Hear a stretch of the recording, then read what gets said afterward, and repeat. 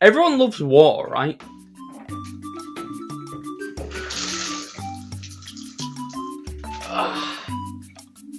I love this. Water is perfect. You can drink it, get clean in it, swim in it, dispose problems in it. It's great. But then when it comes to watering games, let's just say they don't mix the best. Overabundance of water. Everybody hates a water level, okay? I do, you do, everybody does. But why? Because from a development standpoint, it's actually quite interesting. It adds gameplay styles, you can battle new enemy types, and it implements level variety. But to a player, it comes across as... Oh boy, this Sonic game is great, I love going fast. Oh, I'm going slow now. Well, what's that noise? What's that noise? It's getting louder. Someone help! Someone help! Someone help! Water levels in 2D games feel like the biggest kick in the nuts one can receive. Because the whole fun part of a 2D game comes from a flow state performing absolutely beautifully timed runs and jumps. But now all of a sudden, you gotta slow the fuck down to the speed of a drugged up tortoise. And the gravity and physics you've been practicing on for a few hours has now been thrown the fuck out the building. But then, our 3D buddies take a dive into the water.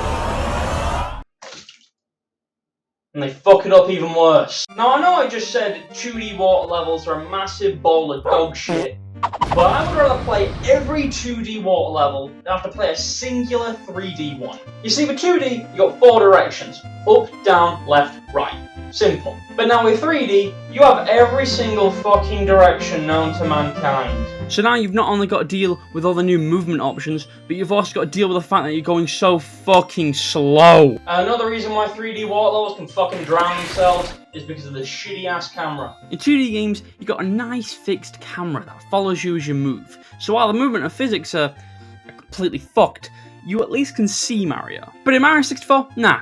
Let's hand the guy with Parkinson's a fucking DSLR so the camera spasms every 5 seconds and meanwhile the health bar's like, yo dude, the graveyards are bad. Old 3D cameras were fucked way before it saw the big beautiful sea of docks. So knowing this, what's the best thing to do?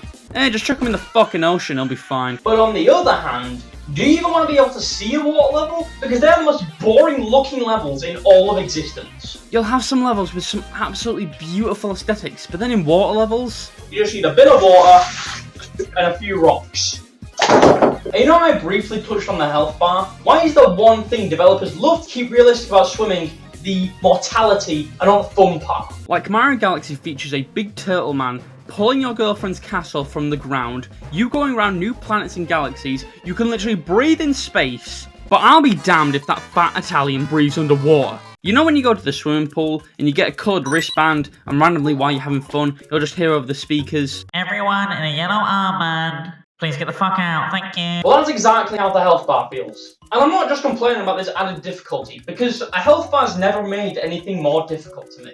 It's just made it more tedious and just kind of forces you to get out of the water for a bit. But water levels aren't all bad. Like, some of the music in these levels is absolutely gorgeous. Like, every time I go to a water park, I swear, the fucking Mario Sunshine soundtrack is just blaring in my head. There's just something about music in water levels that sounds so good. And wet. And it's beautiful to go underwater and then boom, the music sounds underwaterish. What I'm getting at is that music in water levels is good most of the time. Not to mention that some of the water in these games can look like the prettiest girl at prom. Like Uncharted 4's water is absolutely gorgeous. It's borderline real, like god damn Naughty Dog, can I drink it? Even games from 20 years ago have beautiful water. Like, for God's sake Nintendo, please pour me a glass. You might say I'm over exaggerating, but take one look at the UK's water supply and you'll understand. And now for the most part, water levels are dead. I mean, a level format of a game is kind of dead too, but it feels like water is very underutilized in games.